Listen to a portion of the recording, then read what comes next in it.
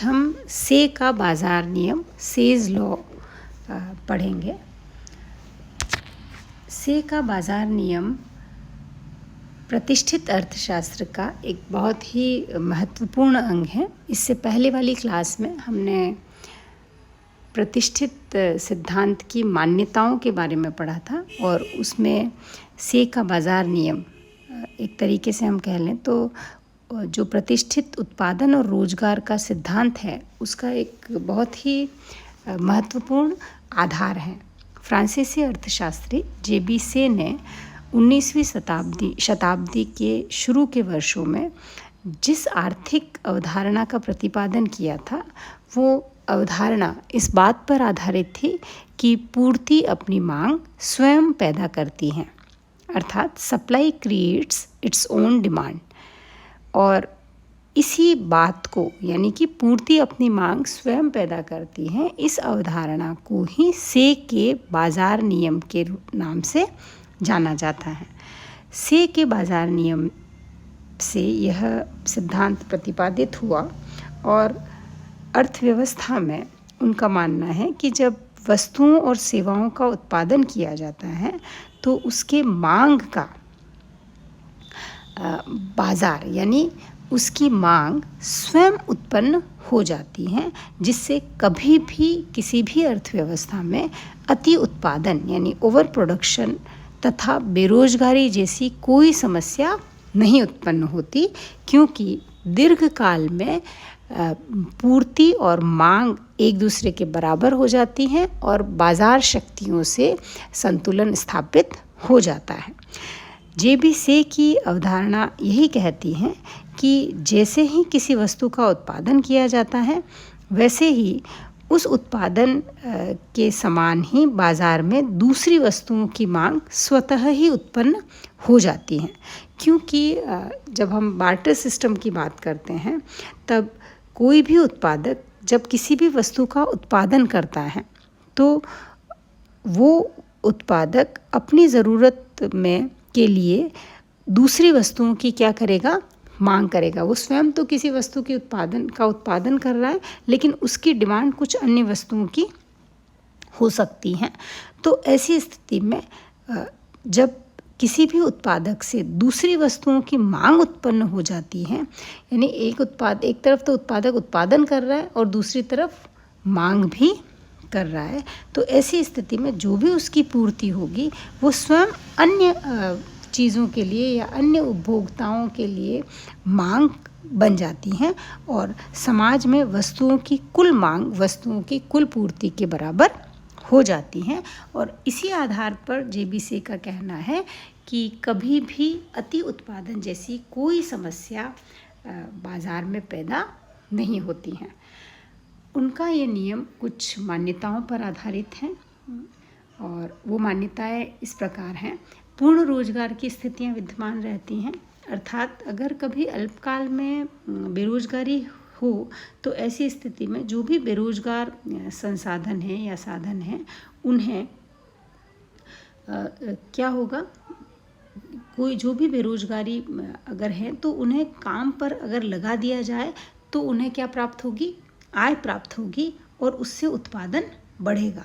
और जितना उत्पादन होगा उतने ही जो भी संसाधन उस उत्पादन को करने में लगे हुए हैं उन्हें कहीं ना कहीं आय मिलेगी और वो आय बाजार में दूसरी वस्तुओं की मांग को उत्पन्न करेगी। और ऐसी स्थिति में पूर्ति और मांग में जब तक समानता नहीं हो जाती तब तक ये क्रम चलता रहेगा। यानी अगर उत्पादन होता है तो जो उत्पादन करने वाले साधन हैं उन्हें आय प्राप्त होगी, वो अपने आय को दूसरी वस्तुओं की मांग पर खर्च करेंगे और जब दूसरी वस्तुओं की मांग की जाएगी तो ऐसी स्थिति में नई वस्तुओं का उत्पादन होगा और वो उत्पादन कहीं ना कहीं जो साधन उस उत्पादन को कर रहे हैं वो किसी अन्य के लिए वापस क्या बन जाएगी, मांग बन जाएगी।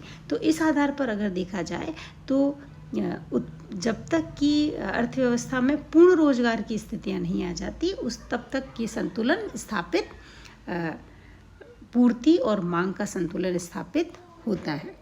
अर्थव्यवस्था में पूर्ण प्रतियोगिता पाई जाती है साथ ही जेबीसी की मान्यता है कि स्वतंत्र अर्थव्यवस्था है, अर्थात जेबीसी का जो बाजार नियम है वो इस मान्यता पर आधारित हैं कि सरकारी हस्तक्षेप नहीं होता है और बाजार में उत्पादक और उपभोक्ता दोनों ही पूर्ण रूप से स्वतंत्र हैं। वो बाजार के अधीन है जहाँ पे मांग और पूर्ति की शक्तियाँ काम करती हैं। मुद्रा तटस्थ रहती हैं, यानी मुद्रा वास्तविक चरों को प्रभावित नहीं करती। जेबीसी का जो बाजार नियम है वो वस्तु विनिमय प्रणाली की मान्यता पर आधारित है, जहाँ पर मुद्रा को तटस्थ माना जाता है। यह केवल विनिमय का माध्यम है, वास्तविक उत्पादन और रोजगार को प्रभावित नहीं करती हैं। साथ ही संचय प्रवृत्ति का अभाव, अर्थात से का नियम इस मान्यता पर भी आधारित है कि जितनी भी आय होती है वो सारी की सारी आय उपभोग पर व्यय कर दी जाती है, और अगर उपभोग नहीं होता है या कुछ आय बच जाती है तो वो पूंजीगत वस्तुओं पर व्यय कर दी जाती है। यानी एक तरीके से सारी आय व्यय में बदल जाती हैं। अतः जो व्यय उपभोग व्यय हो सकता है और पूंजीगत व्यय हो सकता है। इस आधार पर जो संपूर्ण आय है समाज की वो संपूर्ण व्यय के बराबर हो जाती हैं। तो ऐसे में संचय की कोई भी बात जेबीसी नहीं करते हैं। प्रोफेसर डिलर्ड ने कहा है कि से का नियम सामान्य अति उत्पादन संभावना की अपेक्षा करता है। जो सामान्य अति उत्पादन संभावना है उसकी उपेक्षा करता है, यानी उसको नहीं मानता। अर्थात यह समस्त मांग की कमी की संभावना को नहीं मानता। इसलिए अधिक श्रमिकों को उत्पादन कार्यों में लगाना सदैव लाभकर होगा, जिससे कि पूर्ण रोजगार स्थापित हो जाएगा। यानी जितने भी श्रमिक हैं उनको काम पर लगा दिया जाता है अगर, तो ऐसे में जो भी वो उत्पादन करेंगे वो किसी और के लिए मांग बन जाएगा, और वो संसाधन स्वयं भी किसी और वस्तुओं की मांग पैदा करेंगे या उनकी मांग करेंगे। तो जो भी संसाधन उत्पादन में लग रहा है वो कहीं ना कहीं डिमांड जनरेट करता है, और इसीलिए पूर्ति और मांग में समानता स्थापित हो जाती है, और जितनी भी पूर्ति होती है वो कहीं ना कहीं मांग बन जाती है। इस विचार के अनुसार समान रूप से कोई भी बेरोजगारी नहीं हो सकती यदि श्रमिक अपनी योग्यता के अनुसार अपना पारिश्रमिक लेने के लिए तैयार है। यानी जितना वो उत्पादन में योगदान दे रहे हैं, अगर वो उतना ही पारिश्रमिक लेते हैं तो वो उतनी ही डिमांड मार्केट में क्रिएट करेंगे जितना कि उन्होंने प्रोडक्शन किया है। तो जितनी पूर्ति है उतनी की उतनी मांग पैदा हो जाएगी, और ऐसे में ये असंतुलन कभी भी स्थापित नहीं होगा। से के नियम की कुछ आलोचनाएं हैं, जैसे पूर्ति अपनी मांग स्वयं उत्पन्न नहीं करती वास्तव में, जबकि जेबीसी का कहना है कि पूर्ति अपनी मांग स्वयं पैदा करती है, लेकिन वास्तव में ये सही नहीं है। ऐसा इसलिए है क्योंकि हमेशा अर्थव्यवस्था में अगर प्रोडक्शन जिस दिशा में अगर उत्पादन बढ़ रहा है और उतनी ही ज़रूरी नहीं है कि हमेशा उतनी ही मांग बढ़ जाए।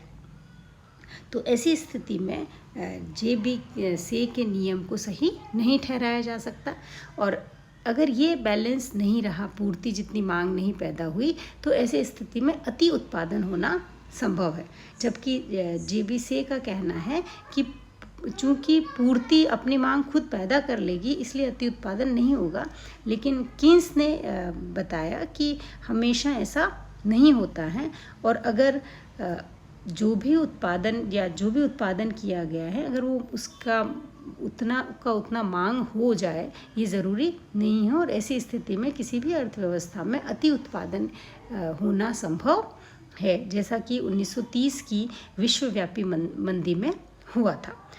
पूर्ण रोजगार की अवधारणा की बात भी से करते हैं, लेकिन समाज में हम आज भी देखें या आज इतने एफर्ट्स करने के बाद भी हम पाते हैं कि बेरोजगारी तो अर्थव्यवस्था में बेरोजगारी की स्थितियां तो बनी ही रहती हैं अल्पकाल में, या हमेशा आप पूर्ण रोजगार की स्थितियां एक काल्पनिक स्थितियां ही हैं। अर्थव्यवस्था में स्वयं समायोजन नहीं होता, यानी बाहरी प्रभाव या हस्तक्षेप बहुत ही महत्वपूर्ण होते हैं। हर बार अर्थव्यवस्था बाजार शक्तियों से समायोजन स्थापित कर पाए ये ज़रूरी नहीं है। अतः सरकार का हस्तक्षेप कहीं न कहीं समायोजन की स्थापना में महत्वपूर्ण भूमिका निभाता है, जबकि से इस बात को पूर्ण रूप से नकार देते थे। मुद्रा की तटस्थता की बात उन्होंने की है, लेकिन मुद्रा वास्तव में तटस्थ नहीं है। मुद्रा केवल विनिमय का माध्यम ही नहीं है, इसके अलावा भी बाजार में मुद्रा मांग और पूर्ति के असंतुलन को बहुत महत्वपूर्ण तरीके से प्रभावित करती हैं। राज्य का हस्तक्षेप ज़रूरी है। इन दिनों तो हम कहेंगे कि राज्य एक बहुत ही कल्याणकारी राज्यों की रूप में अपनी भूमिका का निर्वहन कर रहे हैं। ऐसे में राज्य केवल किसी भी आर्थिक समस्या में केवल मूक दर्शक बनकर नहीं खड़े रह सकते हैं, और वो बहुत ही महत्वपूर्ण भूमिका का निर्वहन करते हैं। तो ये राज्य का हस्तक्षेप की जो बात उन्होंने कही कि उसके हस्तक्षेप के बिना ही अर्थव्यवस्था में संतुलन स्थापित हो जाएगा, ऐसा नहीं है। आज हम स्थितियां बिल्कुल ही अलग देखते हैं। बचत और निवेश सदैव समान नहीं होते, जबकि से का कहना है कि बचत और निवेश समान हो जाते हैं। और जो सबसे मूल बात है उनकी कि पूर्ति अपनी मांग स्वयं पैदा करती हैं, उसकी जगह कीन्स ने जो बात कही वो ये कि मांग स्वयं अपनी पूर्ति पैदा करती हैं, यानी जिस चीज़ की डिमांड होगी मार्केट में उसकी सप्लाई हो जाएगी, जबकि से बिल्कुल अलग बात कहते हैं कि पूर्ति अपनी मांग स्वयं पैदा करती हैं। तो इस तरीके से JB से का जो ये प्रतिष्ठित सिद्धांत है, ये बहुत ही JB से का जो भी कंसेप्ट है कि पूर्ति अपनी मांग स्वयं पैदा करती है, और प्रतिष्ठित अर्थशास्त्र में इसकी बहुत ही महत्वपूर्ण भूमिका है।